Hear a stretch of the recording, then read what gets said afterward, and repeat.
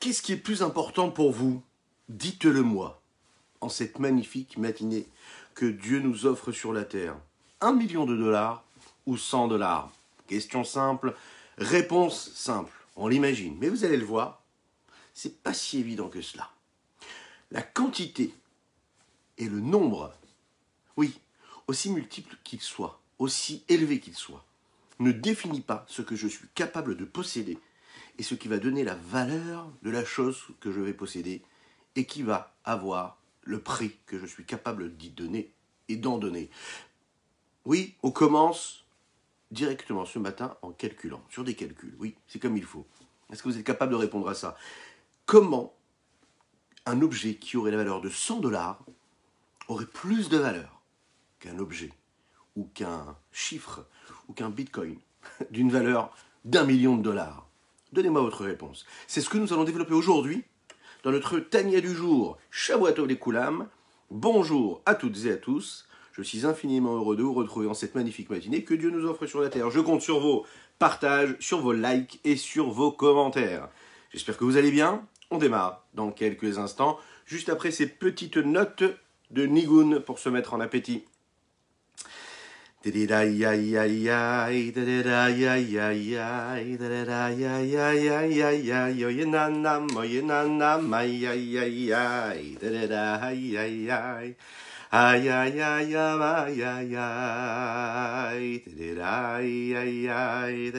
ay, ay, ay, ay, ay, ay, ay, oye nanam, ay, ay, ay, ay, ay, ay, ay, ay, ay, ay.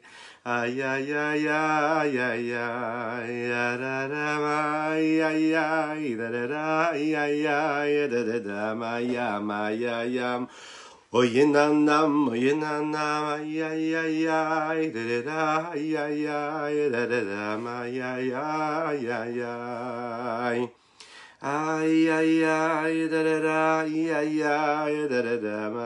ay, ay, ay, oye nanam, ay, ay, ay. Ay, ay, ay, ay, ay, ay, ay, ay, ay. Ay, ay, ay, ay, ay, ay. Ay, nanam, ay, ay, ay, ay, ay, ay, ay, nanam, ay, ay, ay, ay, ay, ay, da-da-dam, ay, ay, ay, ay, di-di-da, ay, ay, ay, ay, ay, ay, ay, ay, ay, ay, ay, ay, ay, ay, ay, da-ram, ay, ay, ay, ay, ay, ay, ay, ay, ay, da-da-dam. Ay, ay, ay, da-da-da, ay, ay, ay, da-da-da, ay, ay, ay, ay, ay, na-na, ay, ay, ay, ay, ay, ay, ay, ay, ay, da-da-da, ay, ay, ay, ay, ay, ay, ay, ay, ay, ay. Ay, ay, ay, ay, da-da-da, ay, ay, ay, ay, ay, na-na, ay, ay, ay, ay, ay, ay. Dididam, ay, ay, ay, da-da-dam, ay, ay, ay, ay, ay, ay.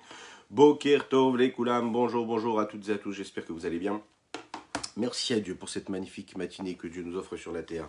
Merci à lui, merci à vous d'être présents. Je compte sur vos partages, sur vos likes, sur vos commentaires, sur vos réponses à cette magnifique question que nous avons posée. Aujourd'hui, nous étudions, pour le mérite de chacune et chacun d'entre vous, pour votre fidélité, sans faille. Alors, mais aussi, avec une bonne nouvelle encore, on continue dans les bonnes nouvelles, c'est ça qui est génial. Continuez à m'envoyer des demandes de dédicaces de bonnes nouvelles, c'est exceptionnel. Tout, c'est possible aussi. Hein. Ilou Nishmat, plein refoué chez les mains, c'est parfait. Boker Tov, mon ami Iron, mais ça me fait plaisir de te voir, ça faisait longtemps. Je compte sur tes partages. C'est important, oui, de rappeler qu'aujourd'hui nous étudions pour un grand Mazal Tov. Oui, vous savez, un grand Mazal Tov pour le mariage aujourd'hui de Séphora et Yoël. Un grand Mazal Tov. On vous souhaite tout le bonheur du monde. On vous souhaite un foyer basé sur les bases et les fondements de la Torah et d'Israël. Un édifice éternel, sacré, plein de bonheur, plein de sainteté, plein de pureté dans votre foyer. Il va être question d'ailleurs de sainteté, de pureté aujourd'hui dans notre cours. Et de Gdusha, ben oui, de sainteté. Alors, est-ce que vous avez pu répondre à la question que j'ai posée en introduction? Je répète la question. Qu'est-ce qui est plus cher à vos yeux? Qu'est-ce qui a le plus de valeur? Un objet qui a une valeur de 100 dollars ou 1 million de dollars? Une clé USB avec à l'intérieur le codage d'un bitcoin qui est déjà monté à 100 millions de dollars ou 1 million de dollars d'après vous. Ok? Qu'est-ce qui a le plus de valeur? Réfléchissez bien. Bah, a priori, vous allez me dire 1 million de dollars. Oui, 1 million de dollars, c'est plus que 100 dollars. Ok. Bon. Mais comme si on est là ce matin-là, à l'heure israélienne 8h, 7h française, je ne sais pas ce qui se passe dans les autres continents, puisqu'on nous suit à Toronto également, et ça c'est génial pour les francophones de Toronto, qui nous regardent en replay souvent. Mais quand même, si on est là ce matin à cette heure-ci, c'est que quelque part, on est un peu moins vénal. Et puis, la spiritualité, elle nous intéresse un petit peu plus. Donc, on ne cherche pas le million de dollars, on cherche 1 million de valeurs, véritable valeur. Je vais vous raconter une petite histoire qui va nous répondre à cette question-là. Et si vous avez une réponse, donnez-la, vous aussi.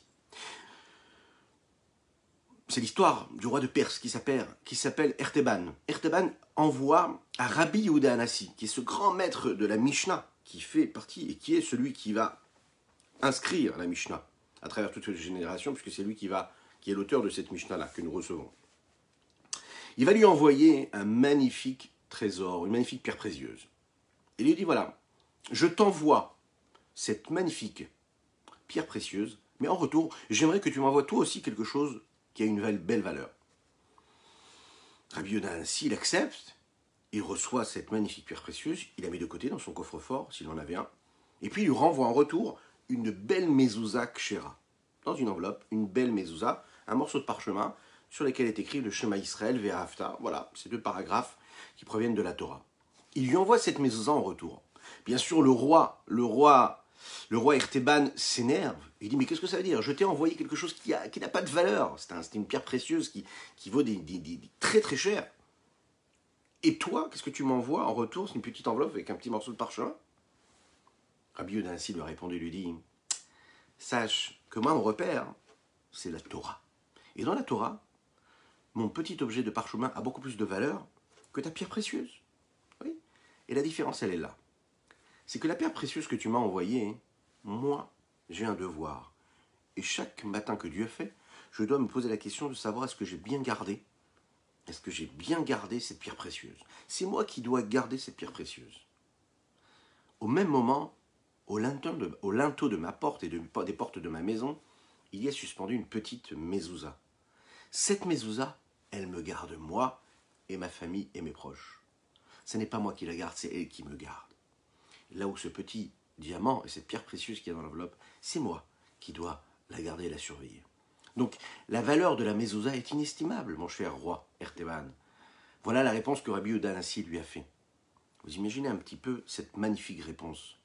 Cette réponse, elle est belle parce que le Talmud Yerushalmi nous raconte cette histoire et nous rapporte que ce roi, la Perse, avait une fille qui était très malade. Et grâce à cette petite mezouza et la protection que cette mezouza a pu apporter à ce roi-là, qui venait de la part de Rabbi Yehuda Hanassi, sa fille a guéri. Et là, ce roi qui lui a envoyé cette pierre précieuse s'est rendu compte de qu'est-ce que ça voulait dire qu'un petit objet qui vaut 100 dollars, qui vaut 100 euros, un petit peu moins d'ailleurs une mezouza, ou un peu plus, mais en réalité c'est une valeur inestimable, ce n'est pas quantifiable. C'est une valeur qui touche au sacré, ça touche la protection de Dieu, la sainteté.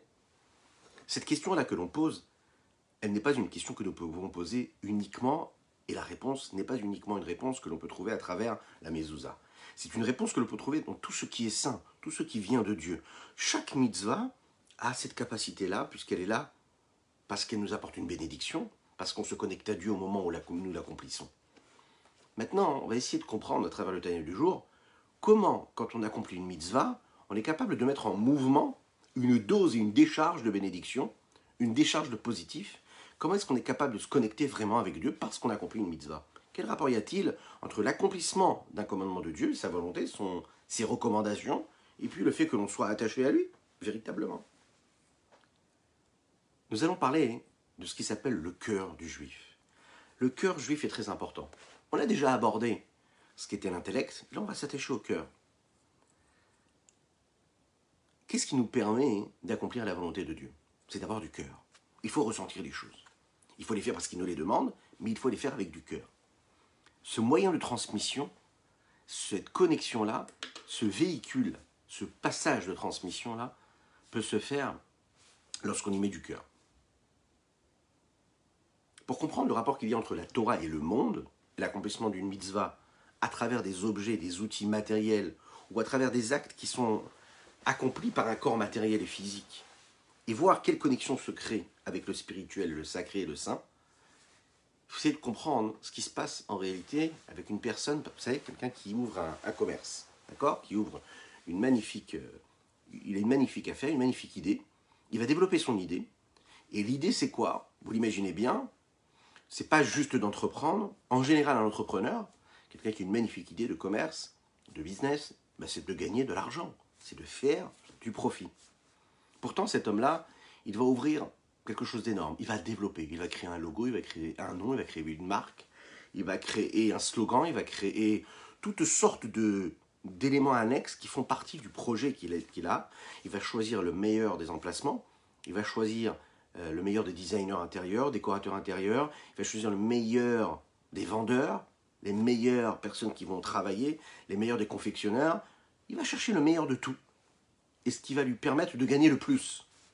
Parfois, ça n'est pas le meilleur qui va lui permettre de gagner le plus, mais il va choisir en fonction de ce qui pourra lui ramener le plus. Cette même personne-là va chercher à utiliser tous les moyens, tous les intermédiaires qui lui permettent d'aboutir et d'aller vers son but. Tous les matins qu'il se lève, quand il se lève et qu'il réunit son groupe, il va donner des objectifs à chaque personne qui a sa mission particulière. D'accord ? Chacun, il a sa mission. L'un, ça va être de faire en sorte que le lieu qu'on a acheté ou qu'on loue, il soit bien en sécurité, qu'il soit en fonction de ce que les lois demandent. Il y a l'autre qui aura comme fonction de choisir la meilleure typographie, le meilleur logo. Il y a celui qui va choisir les meilleurs emplacements de chaque produit, quels produits nous devons mettre à quel endroit, l'étalage, de quelle façon il doit se faire, quels sont les produits d'appel. Il y a celui qui va réfléchir à la comptabilité, il y a celui qui va réfléchir au développement, à l'emplacement de la boutique, etc. Chacun, il a sa fonction. Pourtant, il y en a un qui pense à une seule chose, c'est le patron. Et le grand patron, vous savez à quoi il pense? Au profit qu'il va pouvoir faire chaque fois qu'un objet va être vendu, ou chaque fois qu'un de ces éléments de ce qu'il a entrepris va pouvoir lui rapporter quelque chose. Son obsession à lui, c'est quoi? C'est comment est-ce que je vais gagner plus. C'est la seule chose qui l'intéresse. Tous ceux qui sont en dessous de lui, eux, c'est pas du tout leur obsession. Ils pensent pas du tout à ça. La seule chose qui les intéresse, c'est de faire leur job comme il faut, pour être payé comme il faut, à la fin du mois. Et au mieux, avoir une belle prime. Mais ça ne les intéresse pas de savoir si vraiment on a évolué ou pas. C'est pas leur obsession, quelque part. Première. Le patron, lui, ne pense qu'à ça. Parfois, celui qui travaille, qui est au bout de la chaîne, n'est pas conscient des responsabilités qu'il a. Il n'est pas conscient des conséquences de ses actes. C'est la raison pour laquelle le patron, quand il arrive le matin, il rappelle les objectifs. Il est là pour leur dire, voilà notre objectif aujourd'hui, voilà ce que nous devons faire. Quand on accomplit, quand on crée des rapports entre les hommes, c'est ce qui se passe. C'est important de savoir quelle est la volonté profonde et la volonté extérieure et supérieure, et superficielle. Quelle est la volonté première? Qu'est-ce qui est important pour moi? Est-ce que je réponds à une volonté première, profonde, ou est-ce que je suis en train de créer un contact qui est superficiel, qui est juste là de manière, de politesse? Qu'est-ce qui se passe dans ce véritable lien que je crée avec une personne? Parfois, quand on oublie quelle était la volonté première, quelle était la volonté profonde, eh bien on peut être capable même de te travestir et d'aller même à l'inverse de ce qu'était notre volonté profonde. C'est ce qui se passe entre le monde et les mitzvot. Ce monde-là, on peut appeler ça comme un grand business, énorme, grand. Il y a des milliards d'hommes, d'êtres humains, qui sont là. Il y a d'infinies créatures animales. Il y a d'infinies créatures végétales, minérales. On imagine d'infinies étoiles, toutes sortes et toutes formes de galaxies qui existent sur Terre. Le monde est infini. Et tout ce qui se trouve dans ce monde-là, toutes les créatures sont infinies aussi. Mais dans ce monde-là, il y a une volonté profonde, il y a une énergie profonde. Quelle est cette volonté profonde et cette énergie profonde? C'est Dieu, c'est la vitalité de Dieu, c'est la divinité.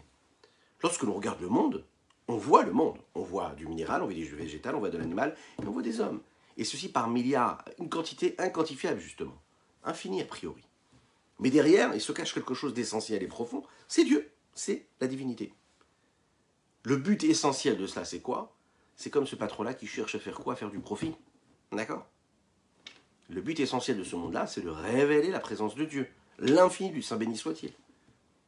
Cela s'exprime comment? Comment est-ce qu'on peut atteindre cette volonté profonde qu'il y a dans ce monde-là? Mais c'est en accomplissant la Torah ou en accomplissant les mitzvot. C'est ça l'essentiel. Boker tov, Shavua tov. On accomplit la Torah et les mitzvot, eh bien on s'attache à Dieu. On accomplit la Torah et les mitzvot, on accomplit ce que Dieu attend de nous, la volonté profonde de ce monde-là. On comprend qu'en fait, tout ce qu'il y a dans le monde est là pour servir. Servir quoi? La volonté de Dieu. Les Chachamim nous disent, plusieurs fois d'ailleurs, que la Torah elle a été créée pour le monde, et le monde il a été créé pour la Torah. Et tout ça a été créé pour Dieu. Il est dit Bereshit bara Elokim et Hashomim et Haaretz. Au commencement, Dieu créa le ciel et la terre. Oui. Qu'est-ce qu'il dit Rashi sur ça? Rashi nous dit, le premier Rashi de la Torah, Rashi, le grand commentateur. Bereshit, il y a deux Réchit. Parce que si vous regardez le mot, vous le coupez en deux, vous avez la lettre Bet. Bet, Réchit. Il y a deux commencements, deux débuts, deux démarrages. Ces deux Réchit, Rashi nous dit, c'est Bishvil Israël ou Bishvil la Torah. Chacun est appelé Réchit. Le peuple juif est appelé Réchit, et la Torah est appelée Réchit. C'est ces deux commencements, ces deux démarrages-là. Ces deux buts essentiels. Rashi nous dit qu'en réalité, tout le monde a été créé seulement pour la Torah, mais précisément pour la Torah et Israël qui vont accomplir cette Torah-là. Les paroles de Rashi sur les mots Yom HaShishi, vous savez que l'homme, l'être humain a été créé quand? Les 18 minutes. Les 18 minutes qui nous font passer du vendredi au samedi, qui nous font passer dans la nuit du vendredi vers le samedi. Ces 18 minutes-là, c'est le moment où l'homme a été créé, l'être humain, juste avant Shabbat. Rashi là-bas explique sur le Yom HaShishi, il dit que l'existence du monde dépend et conditionnée par le fait que le peuple juif accepte et accomplisse la Torah et les mitzvot. C'est nécessaire, c'est son énergie, c'est sa vitalité. Essentiel. Qu'est-ce qui est plus grand que vous, d'après vous? Qu'est-ce qui est plus grand? Et donnez-moi cette réponse. J'attends votre réponse. Et Boker Tov, bonjour à ceux qui nous rejoignent. Qu'est-ce qui est plus grand? Le monde ou les Luchot Aberit? Vous savez ce que c'est les Luchot Aberit? Les tables de la loi. Les tables de la loi que nous avons reçues quand ça? Eh bien, au Har Sinaï. Au Har Sinaï, nous avons reçu les tables de la loi. Les 10 commandements. Toute la Torah, nous l'avons reçue ce jour-là. Qu'est-ce qu'il y a de plus grand? Les Luchot Aberit ou le monde entier?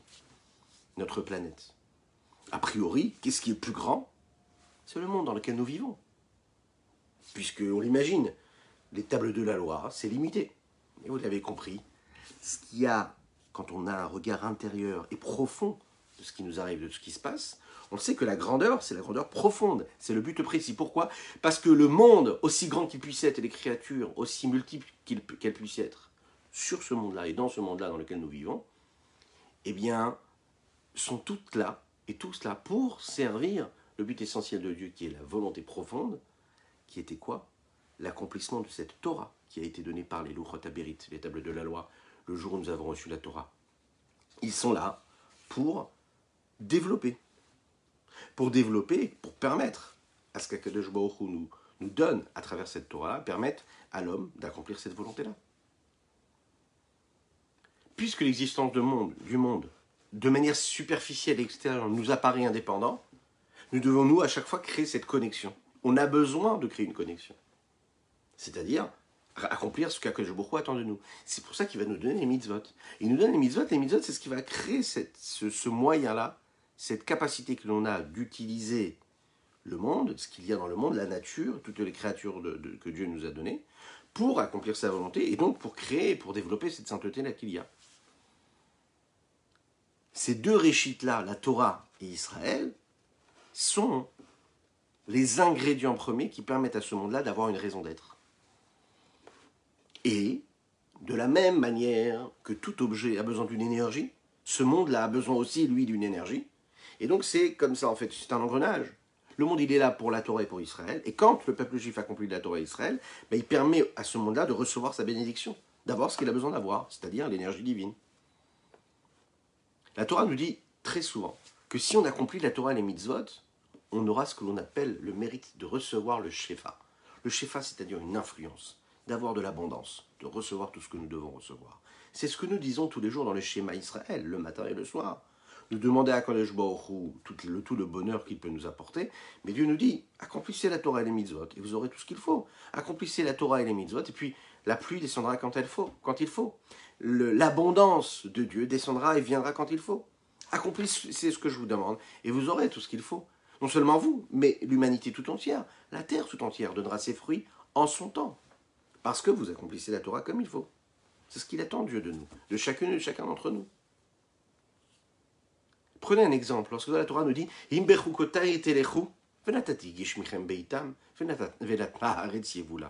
si vous allez sur les sentiers de ma volonté, si vous marchez sur mes pas, si vous accomplissez mes choukot, c'est-à-dire tous ces décrets, toutes ces lois qui parfois n'ont pas de raison, on n'a pas la possibilité de tout comprendre, de comprendre la signification de chaque mitzvah.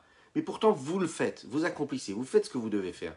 Qu'est-ce que nous dit la Torah? Et je ferai pleuvoir en son temps, je donnerai la pluie en son temps, comme il faut. Vous savez, la vraie bracha, la vraie bénédiction, c'est pas la pluie torrentielle qui dévaste tout.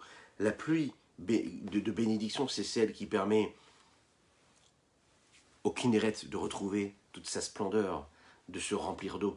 C'est l'eau qui descend qui permet d'abreuver chaque plante, d'abreuver chaque champ, de permettre aux arbres de pousser, de permettre aux fleurs d'éclore. C'est cette eau-là qui est bénie, la vraie bénédiction, c'est quoi? C'est quand la nature, elle devient une source de bénédiction, et quand on la regarde, quand on la scrute, on peut constater qu'il y a la main de Dieu dans tout cela.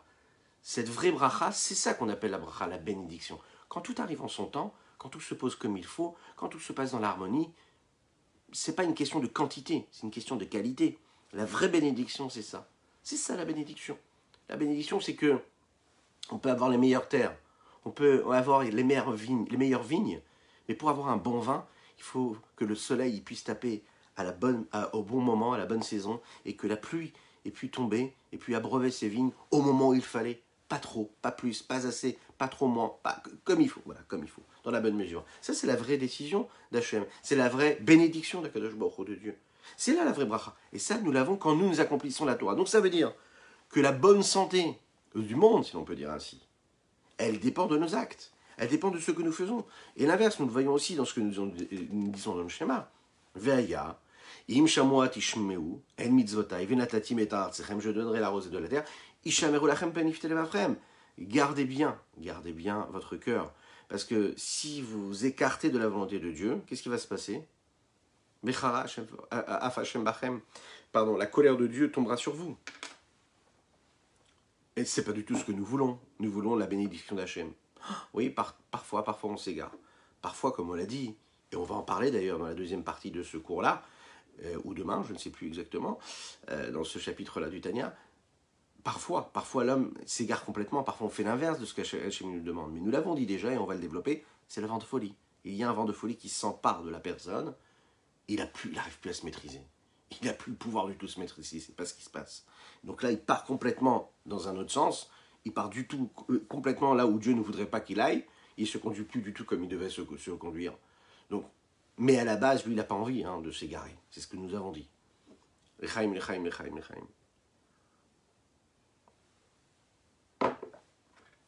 Là, le Rabbi Shneur Zalman va nous dire qu'en fait, ce shefa, là, cette bénédiction que le monde reçoit, c'est quelque chose de global, en fonction de ce que nous faisons ou pas, mais c'est aussi quelque chose de particulier, de précis. C'est-à-dire que chaque mitzvah que nous faisons a le pouvoir d'apporter une forme de lumière et une forme d'énergie sur Terre. C'est un petit peu, comme il va le dire ici, l'énergie que chaque membre du corps a besoin d'avoir. Chaque membre du corps représente une forme de mitzvah. Une mitzvah de 248 mitzvot positives, comme les 248 membres que l'homme a. 365 commandements négatifs que nous faisons bien attention de ne pas transgresser, et ces 365 correspondent aux 365 artères, nerfs qu'il y a dans le corps de l'homme. Prenez un exemple. La mezouza, dont nous avons parlé tout à l'heure, elle apporte une bracha à tous ceux qui habitent la maison, le lieu. Il est dit dans la Torah, Urtaftam al mezuzot beitecha uvisharecha leman yirbu yemechem. Nous le disons dans la Torah, nous le disons dans le schéma Israël. Vous écrirez sur ces morceaux de parchemin les paroles de Dieu, et puis les ma'an yirbu yemechem, afin que vous ayez une vie longue. Vous imaginez un petit peu? Écrivez juste une mezouza, posez-la sur le linteau de votre porte, et vous avez la bénédiction d'Hachem pour avoir une longévité, en bonne santé pour chacune et chacun d'entre nous. Ezrat Hashem, dites Amen, Amen, et dites-le dans les commentaires, c'est important. Le but essentiel d'un foyer, d'une maison, c'est quoi? C'est de vivre dans la gloucha, dans la sainteté. Si ce lieu dans lequel nous habitons, c'est un lieu où il y a de la gloucha partout, où la gloucha, on est capable de la toucher, de la palper, elle est partout, elle est dans l'air et dans l'atmosphère, elle est dans ce que nous faisons dans le foyer, dans la maison, nous cherchons la sainteté, la pureté, et bien à ce moment-là, qu'est-ce qui se passe? On exprime la volonté de Dieu. Donc, à ce moment-là, à travers et par l'intermédiaire de cette mezouza, on est en train de montrer à Dieu que ce qui nous intéresse dans ce foyer-là, c'est quoi? C'est la sainteté. Donc c'est un lieu de résidence pour Dieu. La tzedaka, prendre une petite pièce et mettre en tzedaka. Vous savez que c'est une grande mitzvah, faites-le. Vous savez, on est à cheval là, on vient de quitter le Yud Shvat, on est dans le Yud Alet Shvat, le 11 Shvat. C'est la célébration également de la prise de fonction du rabbi de Lubavitch, qui se battait et qui disait que notre époque, notre période, c'est ce qu'il a dit dans le premier discours qu'il a prononcé lors de son intronisation. Eh bien, il a dit que là, à notre époque, la plus grande mitzvah que nous pouvons commettre et accomplir, c'est la mitzvah de la tzedaka. La tzedaka, c'est notre devoir aujourd'hui. Une tzedaka spirituelle, mais une tzedaka surtout matérielle. Enfin, les deux en fait, je ne dirais pas surtout. Les deux, matériel et spirituel. Donner une petite pièce, apporter quelque chose à son prochain, un acte de bonté, de charité, c'est ça qui amène Mashiach. La tzedaka, c'est celle qui amène aussi la bracha dans la parnassa. Parce qu'il y a deux formes de tzedaka. Il y a la tzedaka qui est de mettre sa main dans sa poche, peu importe, sans compter, sans regarder ce que nous avons dans la main, et le donner à celui qui se présente à nous. Et il y a la tzedaka qui est ce qu'on appelle le maaser. Le maaser, c'est que quand on a et on gagne quelque chose, on donne un dixième. Mais pas qu'un dixième, on peut donner un cinquième, on peut donner même plus. Comme le rabbi le dit d'ailleurs dans cette sikha-là, dans ce discours qu'il a prononcé lors de son intronisation. Donnez, donnez, donnez encore, donnez plus que possible. C'est de cette façon-là qu'on sort de nos limites. Et Dieu voit comment nous on se comporte en dehors des limites que nous avons. Ok, et qu'est-ce qui se passe? Lui aussi se comporte de cette façon-là. Donc la bracha, elle arrive en fonction de ce que toi tu fais. Quand on donne ce maaser-là, il est dit Aser bishvil shetit asher. C'est les mêmes lettres, c'est les mêmes mots. Quand tu donnes le maaser, quand tu prélèves une partie de ce que tu gagnes tous les mois, de ce que tu reçois, et tu le donnes à la tzedaka, qu'est-ce que tu es en train de faire? Tu es en train d'élever les 90% qui restent et de les sanctifier pour Dieu. Et en fait, on va dire mieux que ça. Sachez que le maaser par rapport à la tzedaka, c'est quelque chose qui t'appartient et que tu donnes. Ok. Ça demande un effort, on est d'accord. La Torah le dit, ça demande un effort. Mais c'est pour ça que c'est important. Parce que comme ça demande un effort, tu donnes ce qui est très important pour toi, tu le donnes. Ce que tu as acquis avec la sueur de ton front, à la sueur de ton front, tu vas le donner à l'autre. Mais le maaser, il faut savoir que ce que nous donnons au maaser ne nous appartient pas. On rend quelque chose qui appartient à l'autre. C'est ça qu'il faut savoir, le maaser. Le maaser, ça ne nous appartient pas. Et de cette façon-là, nous élevons et nous sanctifions les 90% de reste qui nous restent. Ou bien, si c'est 20% à ce moment-là qu'on nous avons donné, parce que c'est bien de donner aussi 20%, eh bien il nous reste 80%, et ces 80%, on les a sanctifiés, on les a élevés. Prenez un autre domaine. Comment? On va voir comment, à travers un autre domaine, on élève un grand pan de notre existence, de notre vie.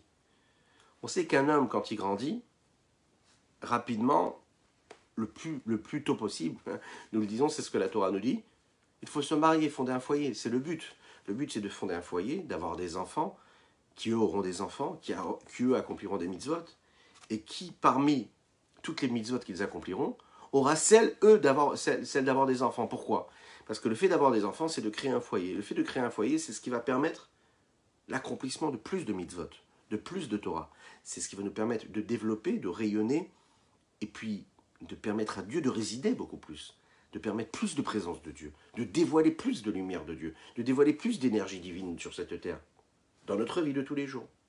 Comment est-ce qu'on peut avoir un foyer qui, lui, est ce véhicule de bracha, de sainteté et de pureté? C'est justement lorsqu'il est vécu à travers les mitzvot de la Torah qui nous demandent de respecter la ta'arat hamishpacha, la pureté familiale. Lorsqu'on a un foyer qui est pur, qui est saint, lorsqu'on respecte notre corps, on respecte notre esprit, on comprend qu'on n'est pas juste un corps qui est là pour éprouver des sensations et pour vivre des moments, mais qui est là pourquoi? Parce qu'il doit être là, sanctifié, purifié, parce qu'il a un but sur terre, que le but de tout ce couple, de cette vie-là, c'est quoi? C'est Ish, Veisha, Zahu, Shrina, Benehem.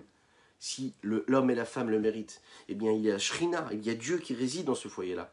Mais pourquoi est-ce qu'il réside? Parce que l'homme et la femme respectent cette pureté familiale, respectent méticuleusement dans les petits détails ce que la Torah nous demande dans les lois qui concernent la pureté familiale. Alors là, il y a la sainteté dans le couple, et il y a la sainteté à la maison.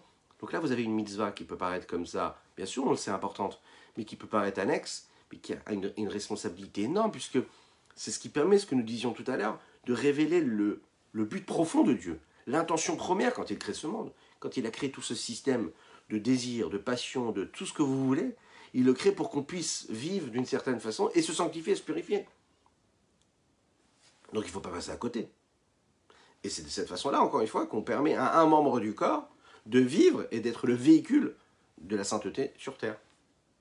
Comme la mezouza, l'est pour le foyer matériel, comme la tzedaka, elle permet aussi de nous élever, de nous sanctifier à travers le membre, mais aussi comme par exemple les téphilines. Quand on met les téphilines pour un homme, et qu'on met comme ça les lanières, comme ça sur les mains, eh bien on est en train à ce moment-là de créer ce qu'on appelle la crainte de Dieu, d'éprouver de la crainte, et de représenter la crainte de Dieu auprès de toutes et de tous. On représente la crainte de Dieu et l'amour que nous avons pour Dieu sur la tête, afin que toutes nos pensées soient concentrées et soient dirigées vers Akadosh Baruch Hu, et sur le cœur, au niveau du cœur, afin que toutes nos sensations et nos émotions soient dirigées pour Hachem, pour Akadosh Baruch Hu. C'est ça qu'il faut comprendre. Lechaim, lechaim, lechaim.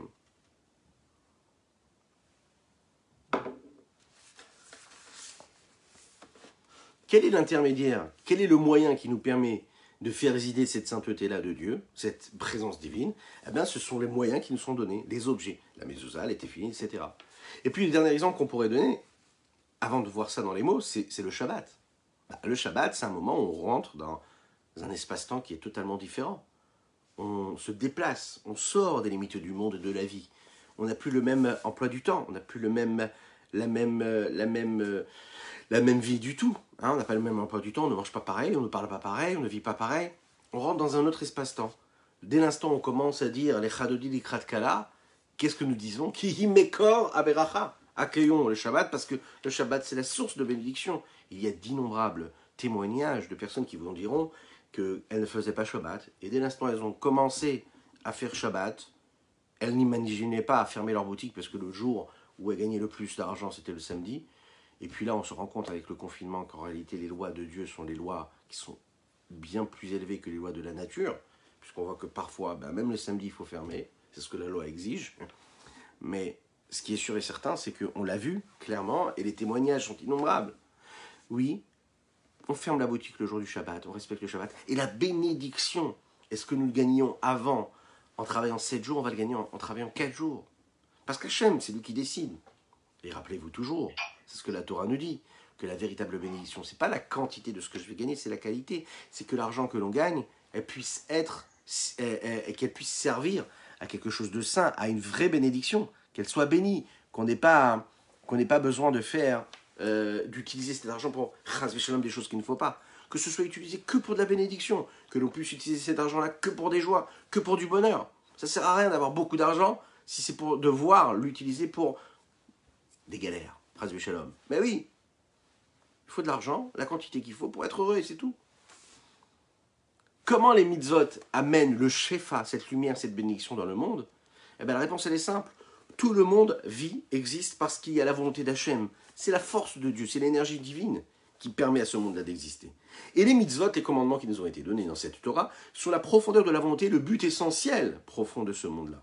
C'est la raison pour laquelle, quand on accomplit la Torah et les mitzvot, eh bien, on permet à cette bracha, cette bénédiction d'être transmise à ce monde-là. Chaque petite mitzvah apporte cette dose-là de bénédiction dont le monde a besoin. Srar mitzvah, mitzvah. Et il dit comme ça dans les textes que le salaire de la mitzvah, c'est la mitzvah. Qu'est-ce que ça veut dire? Ça veut dire que le salaire de la mitzvah, c'est d'avoir fait la mitzvah. Mais qu'est-ce que ça veut dire d'avoir fait la mitzvah? Qu'est-ce que ça m'apporte? Le salaire d'une mitzvah, c'est ce que la mitzvah a apporté en tant que lumière. La mitzvah, comme elle est elle-même, c'est déjà un salaire. Le fait qu'elle dévoile et qu'elle permet et qu'elle devienne ce véhicule de transmission-là, ce moyen de transmission de la bénédiction pour Dieu, de Dieu sur terre, c'est que cette mitzvah-là, c'est le salaire lui-même. Mais il y a un autre salaire, c'est le salaire qu'on recevra dans le monde futur. L'essentiel de la mitzvah, hein, on le va recevoir plus tard. Mais les résidus, si vous voulez, les fruits de la mitzvah, on les reçoit déjà ici-bas. Chaque mitzvah, dans ce qu'elle est, quand on a besoin de quelque chose, comme le dit le rabbi de Lubavitch dans le Hayom Yom, ce livre-là qu'il a écrit, dans chaque mitzvah, quand on a besoin de quelque chose et qu'on accomplit une mitzvah, Kadosh Baruch Hu nous répond à ce dont on a besoin. Il suffit de demander à Kadosh Baruch Hu et de faire une mitzvah, de demander à Hachem, et Dieu nous donne ce qu'on a besoin d'avoir. C'est ce que nous dit ici le Rabbi Shlomo Zalman dans le 23e chapitre que nous allons commencer ici dans les mots ce matin. Il y en a qui nous rejoignent. Donc je vous dis un grand Shavua Tov ou Mazal Tov. Bienvenue à toutes et à tous. Commentez, likez, partagez cette publication, vous avez le mérite sûrement de faire partager et participer une personne qui entendra peut-être une idée, qui pourra lui donner le sourire et lui redonner la pêche pour démarrer la semaine comme il faut, parce que vous savez, dans la Torah et les mitzvot, le dimanche, c'est le premier jour de la semaine. C'est pas du tout un jour où on doit se reposer. On se repose matériellement peut-être du travail si on est dans un pays où on ne travaille pas, mais le dimanche, il faut y aller autant, si ce n'est plus que les autres jours de la semaine. Encore de la Gdusha, encore de la sainteté, encore des mitzvot. Donc faites-le. Ve'im kol eniskariel. Avec tout ce qui a été rappelé dans les chapitres précédents, Yuvan Vivoar et Tev Betosefet Bior, Mash et Amrou Bazoar, de Raïtav Kutshabeichou Kulachad. On va pouvoir comprendre avec un surplus d'explications, le Rabbi Shlomo Zalman nous dit ici, ce qui a été dit dans le Zohar à Kadosh. Dans le Saint Zohar, il est dit que la Torah et Akadosh Baruch Hu sont une seule chose, un seul élément. Ou Betikunim, et dans les Tikkuné Zohar, ce texte-là, du Zohar également, Pirshud, il expliquait des Remar Pikudim, Inudramach Avarim de Malka. Les 248 mitzvot positives, représentent les 248 membres de Dieu, du roi. Les filles, pourquoi? Parce que les commandements de Dieu sont la volonté profonde et la volonté suprême et supérieure, et son souhait véritable. Qui sont habillés dans tous les mondes supérieurs et les mondes inférieurs. Pourquoi? Parce que toute la vitalité et l'influence qui est donnée dans ce monde-là dépend des bonnes actions que nous faisons ici-bas. Il en ressort,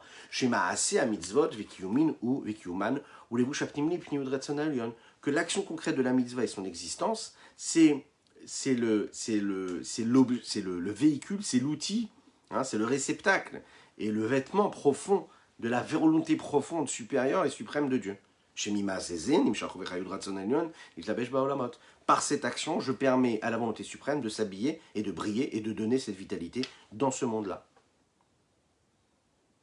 Il y avait un des chassidim du tzaddik qui s'appelait Rabbi Yoshua Mi'apta. C'était un homme qui était très très riche. Le Rav lui a demandé de donner de la tzedaka, il lui a dit, il faut que tu donnes 200 roubles pour un but précis, pour quelque chose que j'ai besoin d'accomplir. J'ai besoin de ces 200 roubles. Ce riche homme était à un moment précis au creux de la vague. Voilà, il ne gagnait pas vraiment bien sa vie, il n'était pas si riche, même s'il avait l'appellation du riche. Et comme ça n'allait pas, ses affaires n'allaient pas, il s'est dit, je vais mettre de côté et repousser la demande de son maître, de mon rabbi, même si j'ai l'habitude normalement d'accepter ce qu'il me demande. Là, je ne peux pas, vraiment, c'est compliqué pour moi. Donc, il a repoussé ça. Quelque temps après, malheureusement, il a encore perdu beaucoup plus d'argent qu'il ne l'avait déjà, et c'est devenu très compliqué, il a perdu toute sa richesse. Ce chassid-là, il est parti voir son Rav, et il lui a dit, mais à chaque fois que vous m'avez demandé quelque chose, j'ai accepté ce que vous me demandiez. Et pourtant, là, cette seule fois, vous m'avez demandé quelque chose, c'était un peu compliqué pour moi, je ne l'ai pas fait. J'ai été puni comme ça, de manière aussi phénoménale, parce qu'une fois, je n'ai pas accompli votre volonté. Est-ce que vraiment comme ça, que la vie elle est, que Dieu est? Le tzaddik, il lui a répondu comme ça. Il lui a dit, il faut que tu comprennes une chose. L'argent que tu avais avant, quand tu étais très riche, cet argent-là ne t'appartenait pas. Akadosh Baruch Hu, il a mis cet argent-là, il te l'a transmis, il te l'a donné pour que tu puisses la garder. C'est juste un gage qu'il te donne. Il ne te demande pas d'imaginer que c'est à toi. Dieu donne l'argent aux riches afin qu'ils puissent la distribuer aux pauvres. À aucun moment tu dois t'imaginer que l'argent que tu as t'appartient à toi. Il n'y a rien qui nous appartient. Nous sommes juste des transmetteurs, des passeurs. Le grand projet du monde, c'est qu'il y a ceux qui donnent et ceux qui reçoivent. Et celui qui donne, il pense qu'il donne, mais qui reçoit en réalité. Et quand celui qui reçoit aujourd'hui est celui qui reçoit, mais demain ses enfants, ce seront ceux qui vont donner. Et toi aujourd'hui, tu es celui qui donne, mais peut-être qu'un jour, dans ta mission sur Terre, ou ceux de tes enfants, seront aussi, peut-être un jour tes enfants seront ceux qui vont demander et tendre la main, Chazé Shalom. Il ne faut pas chercher à tendre la main, mais demander, souhaiter ça. C'est-à-dire que le projet divin, il est que ce que nous recevons, ce que nous possédons, ça n'est juste que quelque chose que nous avons en gage, que nous devons garder et transmettre. On est des passeurs. Hein, je reçois, je donne. Et puis je reçois ce que l'autre m'a donné. Et puis je donne ce que j'ai reçu. Et puis c'est tout. S'imaginer qu'on a quelque chose que nous possédons, non jamais. Donc ce tzaddik lui a répondu, lui a dit, cet argent que tu avais, cette richesse que tu avais, elle était là pourquoi? Pour que tu puisses donner de l'argent et que tu puisses nourrir tous les pauvres de la ville. Puisque moi, en fait, je suis occupé à servir Dieu et que je ne peux pas m'occuper de ces notions d'argent-là, puisque je suis un rave, un grand rabbin, donc toi, tu as cette fonction-là. Et toi, c'est ton but sur Terre. Maintenant, si tu ne fais pas ce que tu dois faire, il n'y a plus de raison que tu aies ce que tu as. Donc, il faut bien comprendre une chose. La possibilité d'avoir ce que nous avons, c'est la possibilité d'acceptation de la mission que nous avons à avoir. Si on est capable de comprendre que notre mission, c'est de faire ce que nous avons à faire, alors à ce moment-là, tout se passe bien. Quand est-ce que quand est-ce que ça se complique? C'est quand on imagine qu'on possède quelque chose. 248 mitzvot qui correspondent à 248 membres du roi. Le Zohar nous le dit. Les Chachamim le disent. Pourquoi ces 248 membres? Chaque mitzvah correspond à un autre membre du corps. La question qui se pose, c'est comment on peut dire que Dieu aurait, lui, 248 membres? Dieu est infini. Dieu n'a pas, le Rambam nous dit, il n'y a pas de démoutagouf, il n'a pas d'aspect corporel, il n'a pas de corps. C'est une des bases de la foi d'un homme, de jamais imaginer que Dieu aurait des limites, un corps physique. Donc à Kadosh Baruch Hu, on l'imagine bien, Dieu n'a pas de membres. C'est simple, pas besoin de se poser de questions. Alors, pourquoi est-ce qu'on donne cet exemple-là? Pourquoi nous parlons de Dieu? Et pourquoi nous disons que les mitzvot correspondent aux membres de Dieu? Quel est l'essence même des membres du corps de l'homme? Le but des membres, c'est d'exprimer une forme et d'accomplir la volonté de l'âme. L'âme a une volonté, et les membres permettent à cette âme-là de concrétiser, de matérialiser, et d'être une transmission, d'être un moyen de réalisation de la volonté première de l'homme. Le cerveau émet une volonté, et les membres du corps suivent ce qui a été décidé par le cerveau. Prenons un exemple.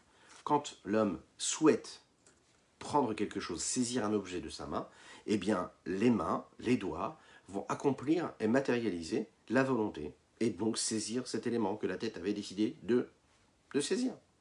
Lorsqu'on a besoin d'aller quelque part, nos pieds deviennent les véhicules, c'est-à-dire ceux qui nous permettent d'aller quelque part, d'accomplir la volonté, de saisir ce que nous avons à accomplir et à prendre et à saisir. C'est ce qui se passe avec chaque membre du corps. La bouche, elle est là pour se soumettre à la volonté de l'homme. Les yeux, etc. Chaque membre est là pour accomplir quelque chose. Il n'est pas là pour ce qu'il est lui, il est là pour ce qu'il peut apporter, et il est là parce qu'il sert à quelque chose. C'est donc l'essence même de tous les membres du corps. Ils sont là pour accomplir une forme de volonté de l'âme.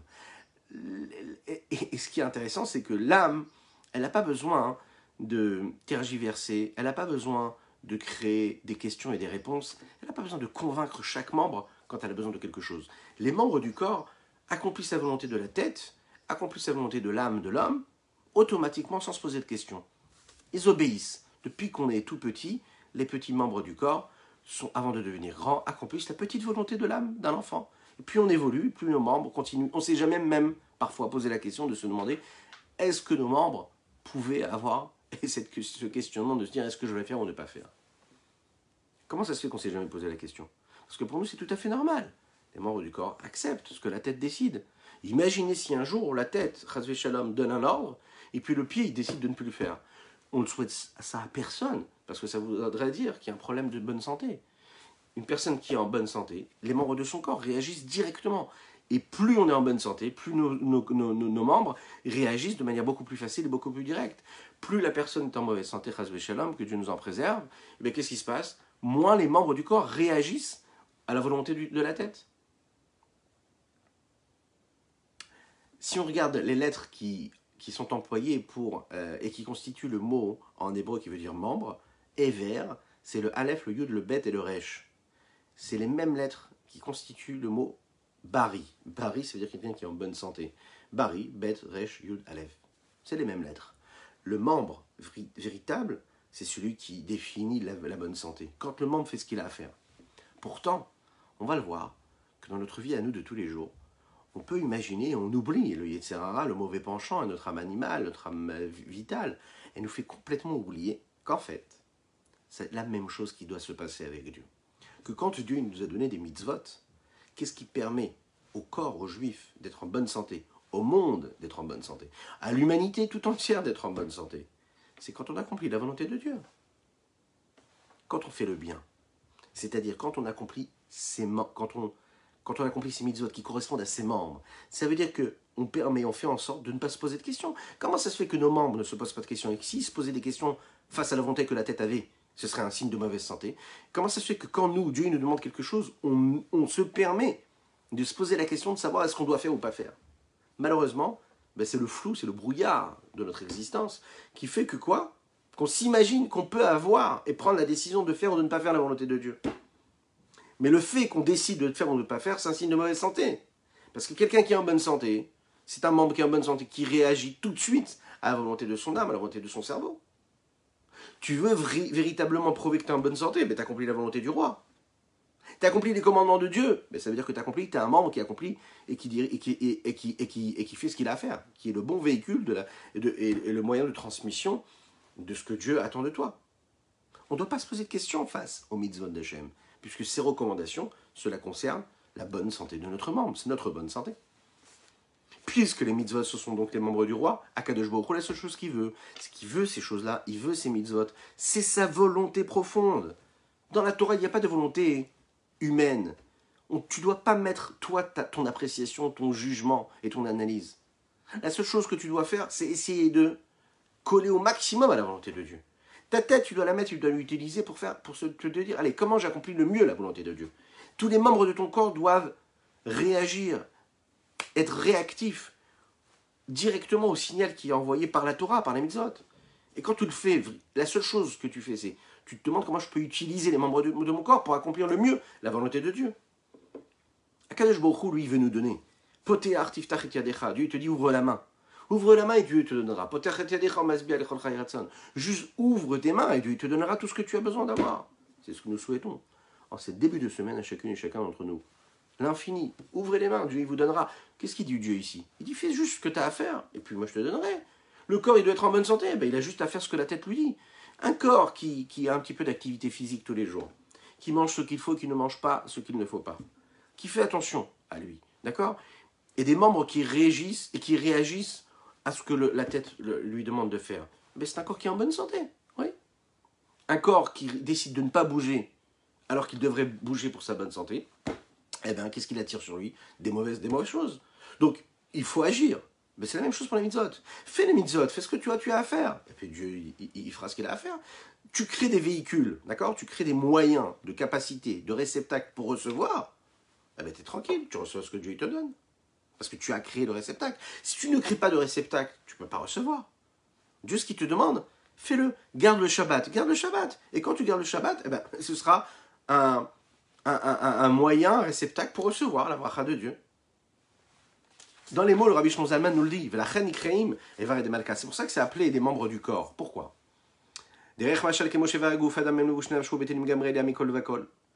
כי מיד שעולה ברצונו של האדם לפלוט ידו או רגלו הנשמע תרצונו תקף ומיד, בלי שום ציווי ואמירה להן ובלי שום שהייה כלל אלא כרגע ממש כשאלה ברצונו. Lorsque les membres du corps réagissent tout de suite à la volonté de l'homme, qu'ils obéissent à la volonté de la tête, de ce que la tête décide, tout de suite, sans émettre un avis, sans attendre quoi que ce soit, même un seul instant. car derrière Machal,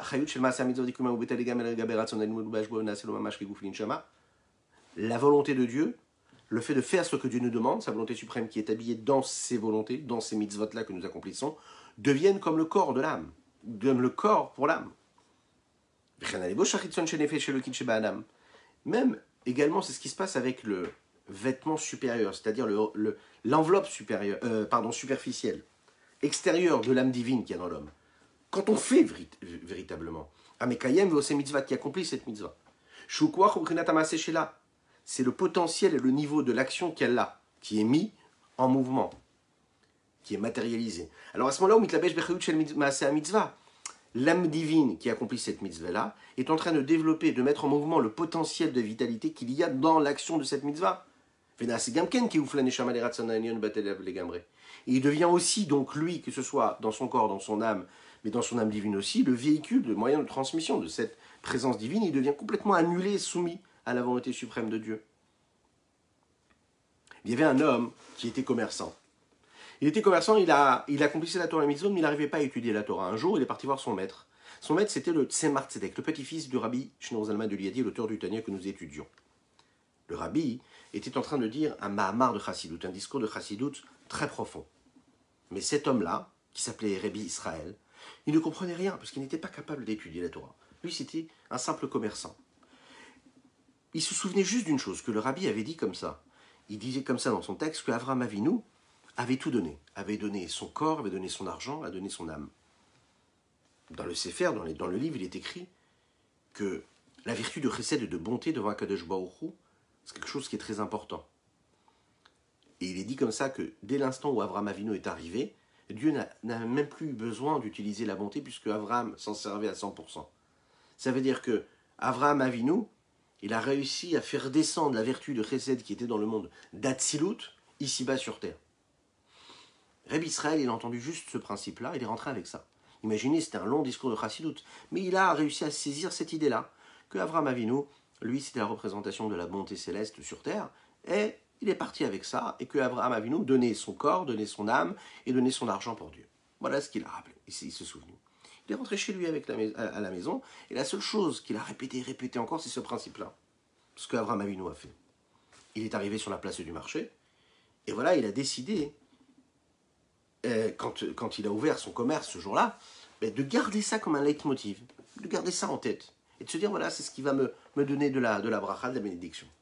Voilà que entre dans sa boutique son ami qui est là et qui a une question à lui demander. Il lui dit, voilà, je t'explique. J'ai besoin d'argent. J'ai besoin que tu me fasses un prêt. Cet homme-là, c'était Nachman. Nachman, le commerçant, son collègue, lui dit, j'ai besoin que tu me fasses un prêt. Israël, lui, il n'avait pas besoin de l'argent qu'il avait tout de suite, mais il a voulu donner, en fait, à son ami la possibilité de faire ce que lui, il est en train de faire, c'est-à-dire le chesed, la bonté. À ce moment-là, il a réussi à créer ce partage-là. Il voulait matérialiser ce qu'il avait étudié chez son maître, le Tzemar Tzedek, qui concernait le Gmilut Rasadim, le fait de donner. Et Rabbi Israël, ensuite, ce commerçant-là, est retourné à Lubavitch, et le Tzemar Tzedek, le rabbi, a demandé à son gabaï, vous savez, son secrétaire, il lui a dit, dites-moi, qui est ce Israël-là, ce commerçant? J'aimerais lui parler. Waouh! Tout le monde était émerveillé, étonné. Ils se sont dit, mais comment ça se fait que le Tzemar Tzedek demande à savoir ce qui se passe avec ce juif simple, qui est appelé Israël, c'est un simple commerçant du marché. Voilà que le rabbi l'appelle et lui demande de parler, de discuter avec lui en entrevue privée. Et pendant qu'ils sont en train de se parler, il lui a posé la question, il lui a dit, mais dis-moi, qu'est-ce que tu fais pendant ta journée? Dis-moi, quel est l'emploi du temps d'une journée type d'un commerçant comme toi sur la place du marché? Ensuite, il lui a demandé, il lui a dit, et ça t'arrive de faire la tzedaka? L'homme lui a dit, voilà, moi je suis pauvre, j'ai vraiment du mal juste à gagner ce que je gagne en vendant ce qui est sur l'étalage au marché. Comment est-ce que vous voulez que je donne la tzedaka? Et voilà qu'encore une fois, le Tzemar Tzedek, il lui repose la question. Et là, Rabbi Israël s'est souvenu qu'il avait prêté de l'argent à son collègue commerçant qui s'appelait Nachman. Et donc il raconte comme ça au rabbi, il dit, voilà, c'est ce qui s'est passé, c'est ce que j'ai fait. Ensuite, le Tzemar Tzedek, quand il a entendu ça, il lui a dit, pourquoi est-ce que je cherchais à parler à ce juif simple? Parce que ce juif simple, il était en train d'accomplir ce que j'avais dit dans le discours qu'il avait entendu quelques jours auparavant, ou quelques mois auparavant. Il était en train d'accomplir ce que Avraham Avinu, concrètement, était en train d'accomplir. Tu n'as rien du tout. Tu n'as pas d'argent, tu n'as rien. Mais tu es capable de donner à l'autre, de lui prêter de l'argent que toi tu as. Vous imaginez un petit peu ce que ça veut dire? Il était en train d'accomplir véritablement la volonté suprême de Dieu. Juste faire parce que Hachem il a demandé qu'on fasse. Je n'ai pas les moyens de faire. Je n'ai pas besoin d'argent. Mais qu'est-ce que je vais faire? Je vais essayer de créer un processus où l'autre va me prêter de l'argent. Je vais susciter ce chesed-là. Je vais engranger ce schéma-là de bonté, de partage. Et c'est ce que Dieu attend. C'est de ça qu'il se nourrit, Dieu. Il se nourrit des moments où on crée ces moments de processus, de connexion entre les hommes qui véhiculent la volonté d'Akadosh Baruch Hu, la bonté d'Hachem, sa grâce, sa miséricorde.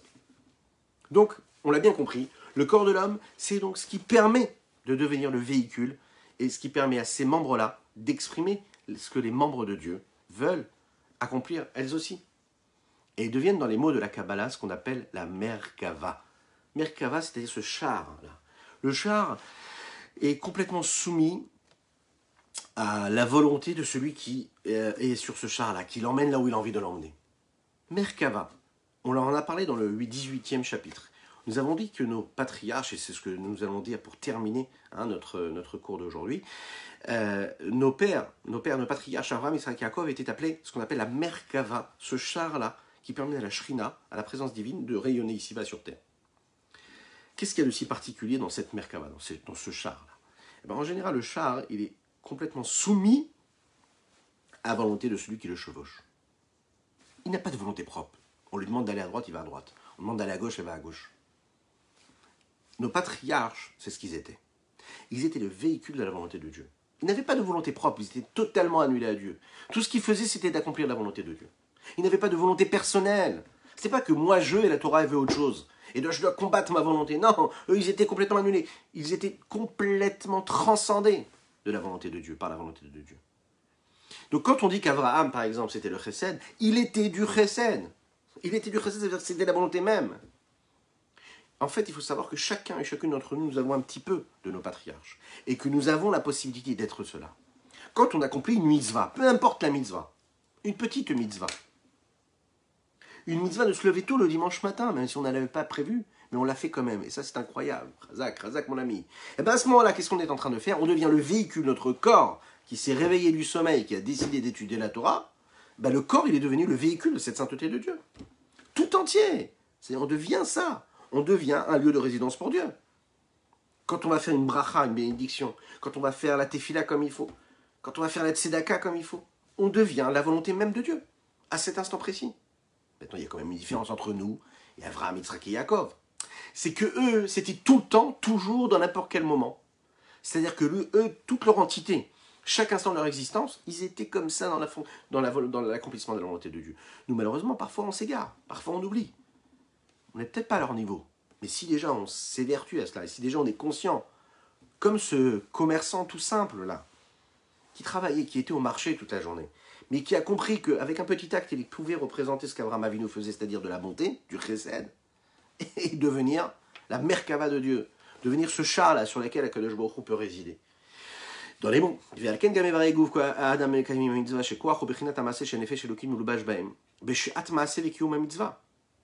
les membres du corps, qui accomplissent la mitzvah.